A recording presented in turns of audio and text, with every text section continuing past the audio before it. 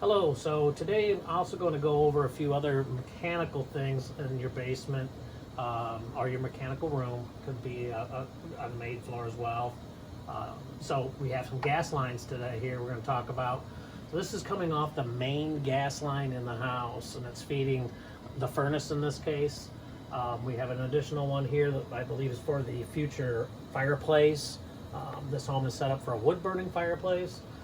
But you could very easily have a gas unit on your home. This is set up for future use of a gas fireplace if they decided down the road. Notice that the large diameter pipe, it actually runs along the ceiling. It's all cast iron, and it comes in and comes off of the street level.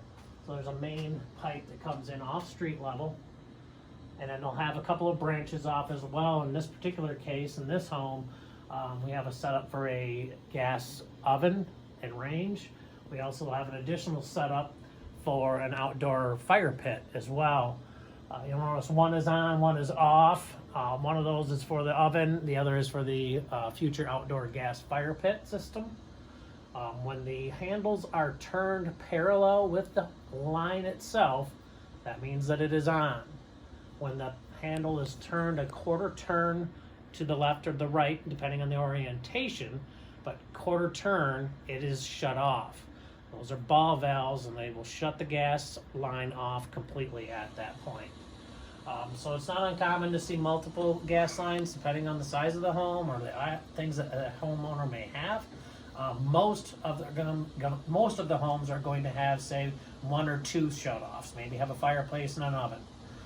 But you're not going to have multiples like we happen to have in this house in particular. But you'll want to look for those items in your basement. Get yourself familiar with where they're located, so in the event of an emergency, you can turn that off. There is always the main shut-off on the outside of your home, right at the meter, that can shut off the entire gas system. And that's something consumers would do or a fire department would do in the event of an emergency. And that's accessible by code. It has to be accessible for those departments to be able to get to. So, but for the most part, gas lines once they're hooked up and you're in business, you don't need to worry too much about maintenance-wise on them.